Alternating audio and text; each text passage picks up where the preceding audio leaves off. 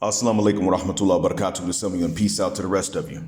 Hit the share button because the message is more important than the messenger. And this message is pretty important, which is why I spent a good bit of time preparing this one.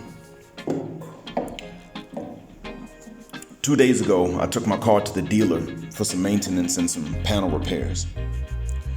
The gentleman that always helps us is from Sudan, and he thought my wife was Sudanese when we first met, but we still got along very well, even after he found out that she's Somali and I'm Black American, and we just picked up Arabic.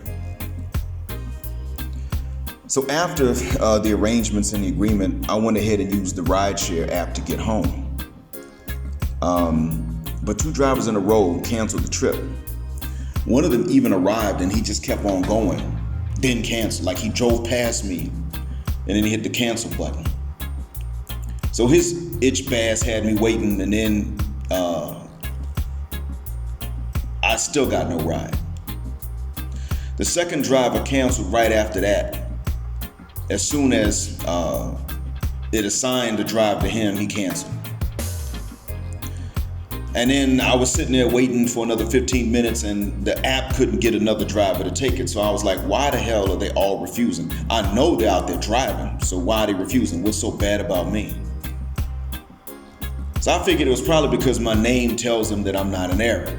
You know, what Arab has the name Black Mind? And so they assume I can't speak any Arabic at all and they give up. But in reality, I can speak formal Arabic, which many of them can't speak. So I walked a little bit, got to a different location, and then I tried again, and the third driver showed up. I texted him in Arabic and I told him I can speak enough Arabic so he shouldn't worry. And that's why he showed up, I think. When I got in the car, it turned out he remembered me from before. He had carried me before. So I asked him why these other drivers were canceling trips before they even showed up sometimes. And he said they're drivers who only carry women, not men. Now this started an important conversation. I asked him how they react when they learn that a lady customer they just picked up is married. Because I mean, married women can use the apps. And he said that it actually makes little difference because married women have become more flirtatious. Not adulterous, but more flirtatious. And quite a few of the drivers are married men themselves and fathers. And I thought of all nations, this is happening in Saudi, and of all towns, it's here in the Bedouin countryside. This can't be real. No, it was real. He explained to me a phenomenon that I'd seen before that actually happened. See, it wasn't that there'd been drivers for a while now who had been doing this. I've been in this city 5 years. There've been drivers that have been, they drive around, and for a long time, some of them, usually teenagers, would only try to pick up chicks. Like literally pick up chicks as rideshare drivers. Guess what, gentlemen? That explained why sometimes I could walk up to a car because that was the driver and they would see me and pull off. It wasn't because I'm bald. It wasn't because they thought I used to rap with Tupac. That ain't why. No, it's, oh, wait a minute. This is a dude. Bye. So we chopped it up about this, and I had to notice the coincidence of him getting me as a customer and that being the answer to my question. What I thought was nationalism was actually a gender bias because many adults are single and enough married adults are unhappy in their marriages. But see, again, it's the men that have to pursue, so you got these men making fools out themselves. Now, I believe in letting male relatives weigh in on the choices of the female relatives' marriages, but I'm against the idea of allowing dads and brothers and uncles and granddads to override a woman's rejection of a potential suitor because, frankly, those women will cheat, even if only emotionally, if they're unhappy. And it's really easy for a woman to be unhappy with a man if she just watches enough TV or listens to enough of her friends. Now, the laws in Saudi, they're still strict, but some of the penalties have reduced. And also the enforcement, that's the word. How did I forget that? Enforcement is more lax, so it's resulting in people having an easier time cheating on each other or fornicating. Ironically though, most of these adults still aren't fornicating here. What he told me was that right now it's at the stage where they just had these little text and phone relationships, and the men might send some spare coins to her periodically. The thing is, when women decide they don't want to work anymore, they'll start then having multiple boyfriends to get more coins. You know how I know this is coming down the road? It's already here. See, I began to tell this man what the wicked witches of the West do to us and how many men actually aren't having sex at all, let alone cheating on their wives. But more and more wives admit to cheating every time a survey's taken, and how more and more women admit to having a backup plan man already while married in relationships. So he asked how these women are cheating if the men are sexless. Are they cheating with each other? I told him that in actuality, you mean women have an easier time going back and forth between the genders, but most women sleep with a small number of men. I told him that a woman that's bi will still have, she'll probably still have more female partners than dudes, because the female partner doesn't have to meet as many standards as the guy does. Now, mind you, this is telling this to a Muslim. This is outrageous, I know.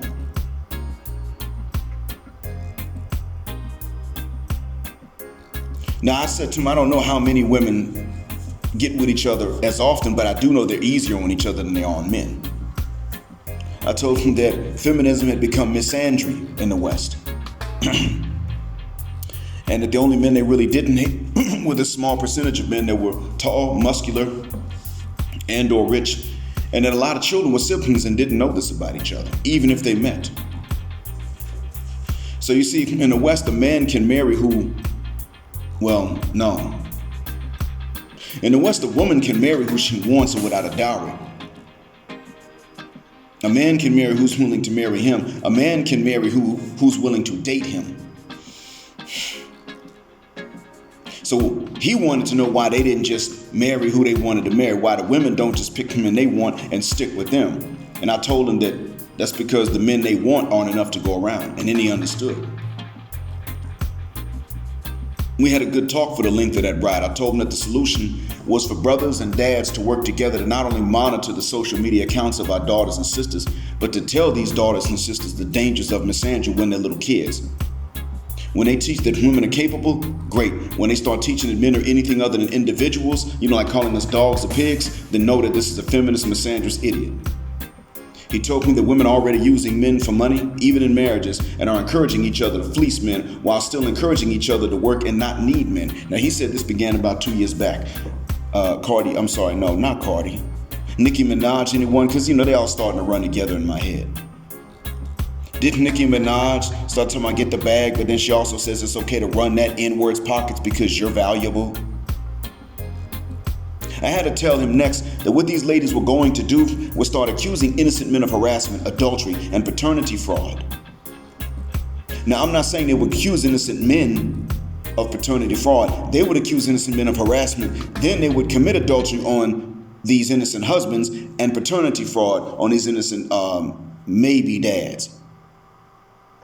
And they would even go so far as to demonstrate in the streets, which is not even legal here. They will become so bold that for these rights beyond what Allah gave to either gender to oppress the other, they will go to the streets and demand that the government recognize them. We demand the right to pin this baby on whoever we want. They would demand alimony in the event of divorces. Then they would start getting married just to divorce. And at this point, we arrived home. So that was the end of that. I'm telling you that feminism's already ruined a generation in Morocco. And while religious Muslim men do find similarly religious women to be good wives in that country, which I experienced myself, there's still the issue of women that are highly westernized, and they consider anything convenient and fair to the man to be backwards and oppressive to the woman. Does that sound familiar? Because the Wicked Witch of the West thinks that your lack of suffering is a problem.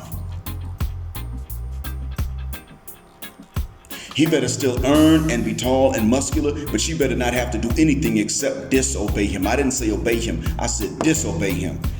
What do I mean by disobey him? Simply put, if he needs her to work, she'll sit at home. Now, if he wants her at home, she'll get a job. Remember, obedience to the husband, even in anything at all, is backwards to them.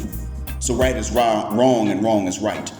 They get a lot of this from the USA and their former colonizer, France. Now, if Morocco's like this, know that there will come a time when even a relatively observant woman is just like one who wishes she was French.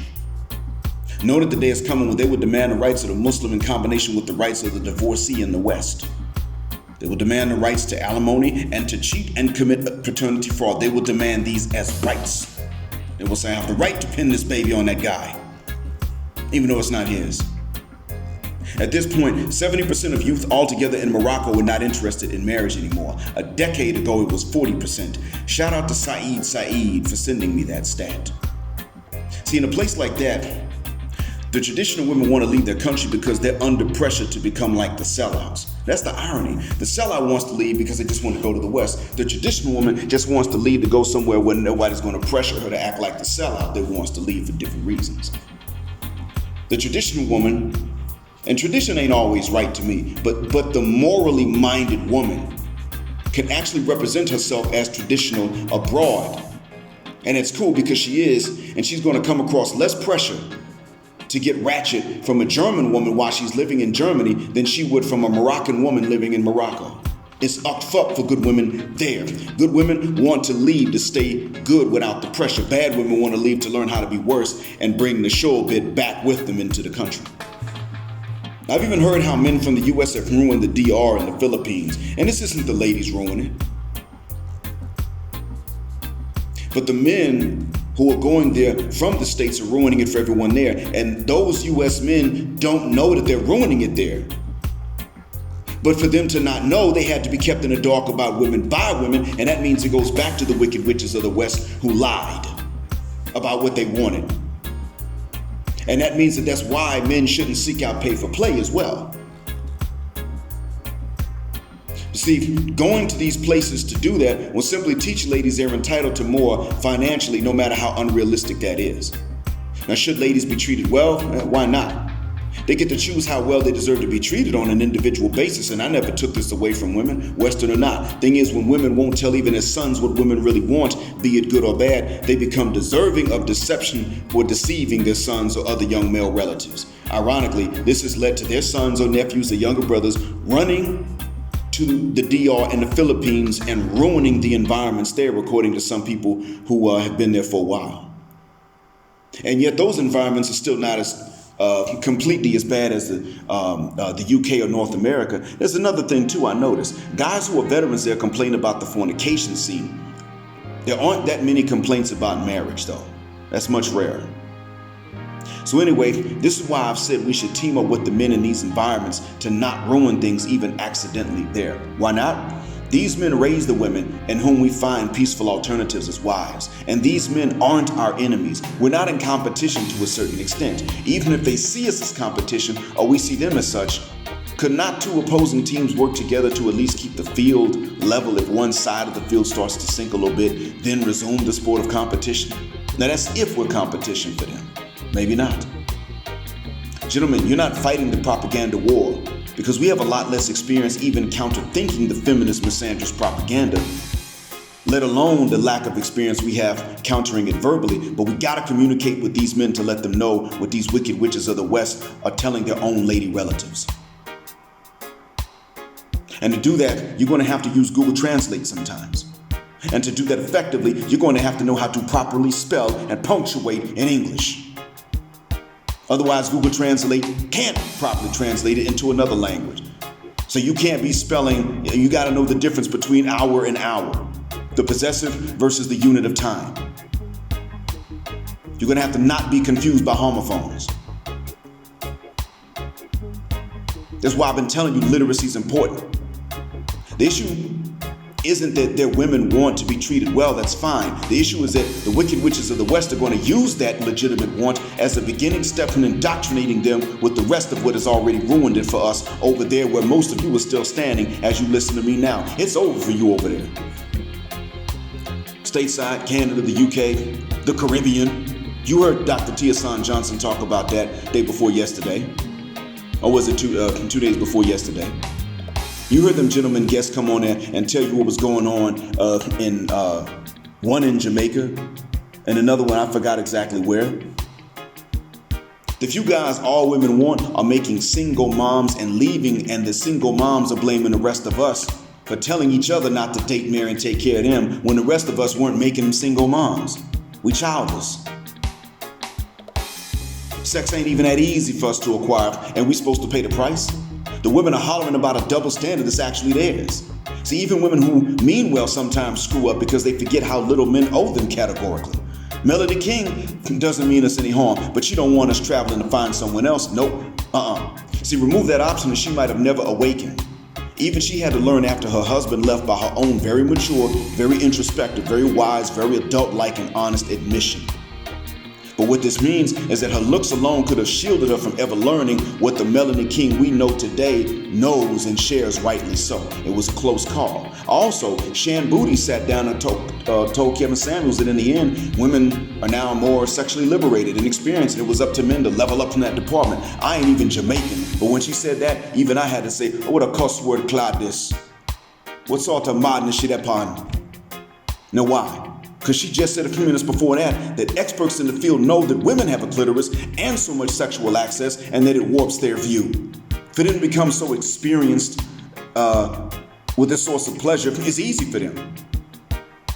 It's not as easy as what we think. Women do face rejection, but it is easy. See, Kevin mentioned opening up some kind of screwing school, but both of them know that would circumvent women's consent, and I'm not willing to go that far. Because what ladies are really going to sit up here outside of some sort of financial crisis? What women are really going to sit up here and take a job being willing to coach and train normal men on how to slam it to the back? You know that women would sign up for that job only for financial reasons. Then they'd get upset when normal men walk through the door as students. They would be like, well, where's the guy that I already wanted to screw? How come they never show up? Then they'd want to quit and would tell these men such too, because of the disgust that they would feel for normal men. Which is really why we already have the situation we have, not because of what men don't know. And then those ladies would sit up and start trying to retroactively file lawsuits or criminal complaints because they were coerced into doing something without their consent. So you see, that double standard that women cite about men making single moms and then shunning them is exactly the same as when women are upset that men aren't as experienced sexually. But not one mildly attractive woman is trying to be a practice dummy. Not one woman with a shred of self-esteem is trying to be a practice dummy for even normal guys who don't have experience. And I don't think they should want to do that.